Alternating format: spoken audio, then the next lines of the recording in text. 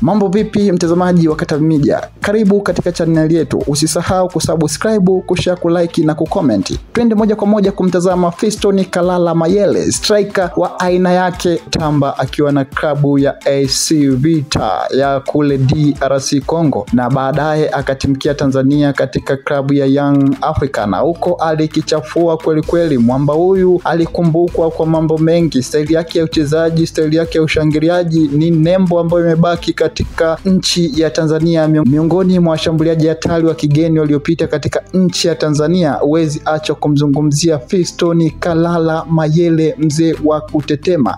Fiston Kalala Mayele mambo yanamwendea vizuri huko nchini Misri kwa wajikuu wa mafarao, kwani mwamba toka amefika katika klabu yake ya Pyramid FC. Mwanzo alianza vibaya, lakini hivi sasa amekuwa ni moja ya washambuliaji tegemezi, kiasi kwamba anawaumiza vichwa baadhi ya washambuliaji wengi tu wa vilabu tofauti vikubwa kama vile Al Ahly na vinginevyo. Fiston Kalala Mayele amekuwa na wakati mzuri sana na klabu yake hiyo ya Pyramid FC, kwani mpaka hivi sasa wametinga hatua ya nusu finali. Fiston Kalala Mayele amekuwa na wakati mzuri sana toka alipotua katika klabu yake ya Pyramid FC, kwani amekuwa na mchango mkubwa sana wa upachikaji wa mabao katika klabu hiyo na kumfanya kuwa mshambuliaji tegemezi katika klabu hiyo. Mwanzo alianza kuwa na wakati mgumu katika kupata nafasi kwenye klabu hiyo, lakini hivi sasa Fiston Kalala Mayele amekuwa ni moja wa wachezaji mwiba kabisa katika klabu hiyo ya Pyramid. Na ikumbukwe mechi ya majuzi kati alipokutana na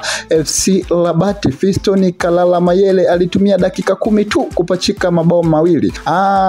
Dakika ya pili Mayele aliingia kambani, huko dakika ya 12 pia Mayele akaingia kambani. Zilitosha dakika 10 tu kupata mabao mawili. What kind of the striker like Mayele? Mayele bana ni moja wa washambuliaji hatari sana kuwahi kutokea katika ligi yetu ya Tanzania alipopita, na mpaka hivi sasa kule Misri ni moja wa washambuliaji ambao wanaumiza vichwa sana mabosi wa timu pinzani. Fiston Kalala Mayele kurudi Tanzania ni maajabu niseme, na ni vile anavyofanya vizuri katika ligi kubwa barani Afrika kama vile ligi ya Misri. Ligi ya Misri ni ligi kubwa sana kukompea na ligi ya Bongo, ingawa ligi yetu Bongo inazidi kukua siku hadi siku, lakini Fiston Kalala Mayele tayari ameacha legacy katika ligi ya NBC Premier.